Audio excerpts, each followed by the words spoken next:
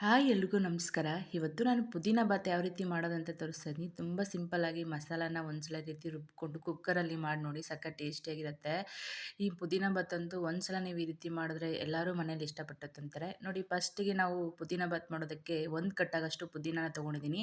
ಆ ಪುದೀನಾನ ಈ ರೀತಿ ಚೆನ್ನಾಗಿ ಕ್ಲೀನ್ ಮಾಡಿಕೊಂಡು 2 ಭಾಗ ಆಗಿ ಡಿವೈಡ್ ಮಾಡ್ಕೊಂಡಿದ್ದೀನಿ. ಒಂದು ಭಾಗ ಮಸಾಲೆ ರುಬ್ಕೊಳ್ಳೋಕ್ಕೆ, ಇನ್ನೊಂದು ಭಾಗ ಡೈರೆಕ್ಟಾಗಿ ಕುಕ್ಕರ್ಗೆ ಹಾಗೆ ಸೇರಿಸ್ಕೋಬೇಕಾಗುತ್ತೆ. ಈಗ ಮಸಾಲಾನ ರೆಡಿ ಮಾಡ್ಕೊಳ್ಳೋಣ. ಸ್ಟವ್ ಮೇಲೆ ಒಂದು ಕಡಾಯಿ ಇಟ್ಕೊಂಡು ಅದಕ್ಕೆ 1 ಸ್ಪೂನ್ ಆಗಷ್ಟು ಎಣ್ಣೆ ಸೇರಿಸ್ಕೊತಾ ಇದ್ದೀನಿ. ಒಂದು 10ರಿಂದ 15 ಬೆಳ್ಳುಳ್ಳಿ ಎಸಳು, 1 ಇಂಚಾಗಷ್ಟು ಶುಂಠಿನ ಕಟ್ ಮಾಡಿಬಿಟ್ಟು ಸೇರಿಸ್ಕೊತಾ ಇದ್ದೀನಿ. ಶುಂಠಿ ಬೆಳ್ಳುಳ್ಳಿ ಹಸಿ ಸ್ಮೆಲ್ ಹೋಗೋರ್ಗೆ ಇದನ್ನು ಸ್ವಲ್ಪ ಹೊತ್ತು ಫ್ರೈ ಮಾಡ್ಕೋಬೇಕು. ಇದನ್ನು ಚೆನ್ನಾಗಿ ಫ್ರೈ ಮಾಡ್ಕೊಂಡಾದ್ಮೇಲೆ ಖಾರಕ್ಕೆ ತಕ್ಕಷ್ಟು ಹಸಿಮೆಣ್ಸಿನ್ಕಾಯಿನ ಸೇರಿಸ್ಕೊಂಡು ಮತ್ತೊಂದು ನಿಮಿಷ ಇದನ್ನು ಚೆನ್ನಾಗಿ ಫ್ರೈ ಮಾಡ್ಕೊಳ್ಳೋಣ. ನೋಡಿ, ಹಸಿಮೆಣ್ಸಿನ್ಕಾಯಿನ ಸ್ವಲ್ಪ ಹೊತ್ತು ಫ್ರೈ ಮಾಡ್ಕೊಂಡಾದ್ಮೇಲೆ 1 ಸ್ಪೂನ್ ಆಗಷ್ಟು ಜೀರಿಗೆನ ಸೇರಿಸ್ಕೊಂಡು ಇದನ್ನು ಸಹ ಒಂದ್ಸಲ ಚೆನ್ನಾಗಿ ಫ್ರೈ ಮಾಡ್ಕೊಳ್ಳೋಣ.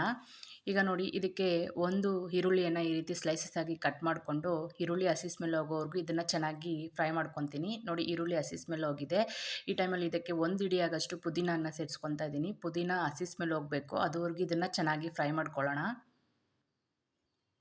ನೋಡಿ, ಪುದೀನ ಎಲ್ಲ ಹಸಿ ಸ್ಮೆಲ್ ಹೋಗಿ ಚೆನ್ನಾಗಿ ಫ್ರೈ ಆಗಿದೆ. ಈ ಟೈಮಲ್ಲಿ ಇದಕ್ಕೆ 1 ಸ್ಪೂನ್ ಆಗಷ್ಟು ಪುಟಾಣಿನ ಸೇರಿಸ್ಕೊತಾ ಇದ್ದೀನಿ. ಈ ರೀತಿ ಪುಟಾಣಿ ಸೇರಿಸ್ಕೊಳ್ಳಿ, ಟೇಸ್ಟ್ ಮಾತ್ರ ತುಂಬ ಚೆನ್ನಾಗಿರುತ್ತೆ. ಬೇಕಾದರೆ ನೀವು ಸ್ಕಿಪ್ ಮಾಡ್ಕೋಬೋದು.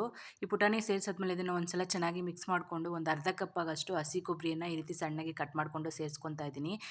ಕೊಬ್ಬರಿನ ಸೇರಿಸಾದ್ಮೇಲೆ ಸ್ಟವ್ ಆಫ್ ಮಾಡಿಕೊಂಡು ಇದನ್ನು ಪೂರ್ತಿಯಾಗಿ ತಣ್ಣಗಾದ್ಮೇಲೆ ಒಂದು ಮಿಕ್ಸಿ ಜಾರ್ಗೆ ಸೇರಿಸ್ಕೊಂಡು ರುಬ್ಬಕ್ಕೆ ಬೇಕಾಗುವಷ್ಟು ನೀರನ್ನು ಸೇರಿಸ್ಕೊಂಡು ಈ ರೀತಿ ನುಣ್ಣಗೆ ರುಬ್ಕೊಂಡು ರೆಡಿ ಮಾಡ್ಕೋಬೇಕು. ಈಗ ಈ ಮಸಾಲ ರೆಡಿಯಾಗಿದೆ. ಈಗ ಇದನ್ನು ಸೈಡಿಗೆ ಇಟ್ಕೊಳ್ಳೋಣ. ಈಗ ಬಾತ್ ಯಾವ ರೀತಿ ಮಾಡೋದು ಅಂತ ನೋಡೋಣ. ಸ್ಟವ್ ಮೇಲೆ ಕುಕ್ಕರ್ ಇಟ್ಕೊಂಡು ಅದಕ್ಕೆ ಒಂದು 2 ಟೇಬಲ್ ಸ್ಪೂನ್ ಆಗಷ್ಟು ಎಣ್ಣೆನ ಸೇರಿಸ್ಕೊತಾ ಇದ್ದೀನಿ. ಎಣ್ಣೆ ಬಿಸಿ ಆದಮೇಲೆ ಅರ್ಧ ಸ್ಪೂನ್ ಆಗಷ್ಟು ಸೋಂಪು ಕಾಳು, ಅರ್ಧ ಸ್ಪೂನ್ ಆಗಷ್ಟು ಜೀರಿಗೆ ಹಾಗೂ ಇದಕ್ಕೆ ಬೇಕಾಗಿರೋ ಮಸಾಲೆಗಳನ್ನು ಸೇರಿಸ್ಕೊಳ್ಳೋಣ. ಚಕ್ಕೆ, ದೊಡ್ಡ ಏಲಕ್ಕಿ, ಚಿಕ್ಕ ಏಲಕ್ಕಿ 2 ಮರಾಠಿ ಮೊಗ್ಗು, 1 ಸ್ಟಾರು, 4-5 ಲವಂಗನ ಸೇರಿಸ್ಕೊಂಡು ಇದನ್ನು ಸ್ವಲ್ಪ ಹೊತ್ತು ಚೆನ್ನಾಗಿ ಮಸಾಲೆಗಳನ್ನು ಫ್ರೈ ಮಾಡ್ಕೋಬೇಕು. ನೋಡಿ, ಈ ಮಸಾಲೆಗಳನ್ನು ಸ್ವಲ್ಪ ಹೊತ್ತು ಫ್ರೈ ಮಾಡ್ಕೊಂಡಾದ್ಮೇಲೆ ಮೀಡಿಯಮ್ ಸೈಜು 1 ಈರುಳ್ಳಿಯನ್ನು ಈ ರೀತಿ ಸ್ಲೈಸಸ್ ಆಗಿ ಕಟ್ ಮಾಡಿಕೊಂಡು ಈರುಳ್ಳಿ ಹಸಿ ಸ್ಮೆಲ್ ಹೋಗೋವರೆಗೂ ಇದನ್ನು ಚೆನ್ನಾಗಿ ಫ್ರೈ ಮಾಡ್ಕೊಳ್ಳೋಣ. ನೋಡಿ, ಈರುಳ್ಳಿ ಹಸಿ ಸ್ಮೆಲ್ ಹೋಗಿ ಚೆನ್ನಾಗಿ ಫ್ರೈ ಆಗಿದೆ. ಈ ಟೈಮಲ್ಲಿ ಒಂದು ಅರ್ಧ ಕಪ್ ಆಗಷ್ಟು ಹಸಿ ಬಟಾಣಿಯನ್ನು ಸೇರಿಸ್ಕೊತಾ ಇದ್ದೀನಿ. ಬಟಾಣಿ ಸೇರಿಸಾದ್ಮೇಲೆ ಇದನ್ನು ಒಂದು 2 ನಿಮಿಷ ಚೆನ್ನಾಗಿ ಫ್ರೈ ಮಾಡ್ಕೋಬೇಕು. ನೋಡಿ, ಬಟಾಣಿನ ಒಂದು 2 ನಿಮಿಷ ಫ್ರೈ ಮಾಡ್ಕೊಂಡಾದ್ಮೇಲೆ ನಾವು 1 ಹಿಡಿಯಾಗಷ್ಟು ಪುದೀನನ ಸೈಡಿಗೆ ಇಟ್ಕೊಂಡಿದ್ವಲ್ಲ, ಆ ಪುದೀನನ ಇದಕ್ಕೆ ಸೇರಿಸ್ಕೊಂಡು ಪುದೀನ ಹಸಿ ಸ್ಮೆಲ್ ಹೋಗೋವರೆಗೂ ಇದನ್ನು ಚೆನ್ನಾಗಿ ಫ್ರೈ ಮಾಡ್ಕೊಳ್ಳೋಣ. ನೋಡಿ, ಪುದೀನ ಹಸಿ ಸ್ಮೆಲ್ ಹೋಗಿ ಚೆನ್ನಾಗಿ ಫ್ರೈ ಆಗಿದೆ. ಈ ಟೈಮಲ್ಲಿ ನಾವು ರುಬ್ಬಿಟ್ಕೊಂಡಿದ್ವಲ್ಲ, ಆ ಮಸಾಲ ಪೇಸ್ಟನ್ನು ಸೇರಿಸ್ಕೊಳ್ಳೋಣ. ಆ ಮಸಾಲನ ಪೇಸ್ಟನ್ನು ಸೇರಿಸಾದ್ಮೇಲೆ ಇದಕ್ಕೆ 1 ಸ್ಪೂನ್ ಆಗಷ್ಟು ಧನಿಯಾ ಪೌಡ್ರು ಹಾಗೆ ಒಂದು 1/4 ಟೇಬಲ್ ಸ್ಪೂನ್ ಆಗಷ್ಟು ಅರಿಶಿನ ಸೇರಿಸ್ಕೊಂಡು ಇದನ್ನು ಚೆನ್ನಾಗಿ 1 ನಿಮಿಷ ಮಿಕ್ಸ್ ಮಾಡ್ಕೊಳ್ಳೋಣ. ಇದನ್ನೇನು ಜಾಸ್ತಿ ಹೊತ್ತು ಫ್ರೈ ಮಾಡ್ಕೊಳ್ಳೋ ಅವಶ್ಯಕತೆ ಇಲ್ಲ, ಯಾಕಂದರೆ ನಾವು ಮಸಾಲಾನ ಫ್ರೈ ಮಾಡಿಕೊಂಡು ರುಬ್ಕೊಂಡಿದ್ವಿ. ಅದರಿಂದ ಇದನ್ನು ಜಾಸ್ತಿ ಫ್ರೈ ಮಾಡ್ಕೊಳ್ಳೋ ಅವಶ್ಯಕತೆ ಇಲ್ಲ. ಈ ಮಸಾಲಾನ ಒಂದು 2 ನಿಮಿಷ ಚೆನ್ನಾಗಿ ಫ್ರೈ ಮಾಡ್ಕೊಂಡಾದ್ಮೇಲೆ ನಾನು ಒಂದು 2 ಗ್ಲಾಸ್ ಅಕ್ಕಿನ ಚೆನ್ನಾಗಿ ತೊಳ್ಕೊಂಡು ಸೇರಿಸ್ಕೊತಾ ಇದ್ದೀನಿ. ಹಾಗೆ 1 ಸ್ಪೂನ್ ಆಗಷ್ಟು ತುಪ್ಪನ ಸಹ ಸೇರಿಸ್ಕೊಂಡು ಇದನ್ನು ಚೆನ್ನಾಗಿ ಒಂದ್ಸಲ ಮಿಕ್ಸ್ ಮಾಡ್ಕೊತೀನಿ. ನೋಡಿ, ಈ ರೀತಿ ಚೆನ್ನಾಗಿ ಮಿಕ್ಸ್ ಮಾಡ್ಕೊಂಡಾದ್ಮೇಲೆ ಒಂದು 2 ಗ್ಲಾಸ್ ಅಕ್ಕಿಗೆ 4 ಗ್ಲಾಸ್ ನೀರನ್ನು ಸೇರಿಸ್ಕೊತಾ ಇದ್ದೀನಿ.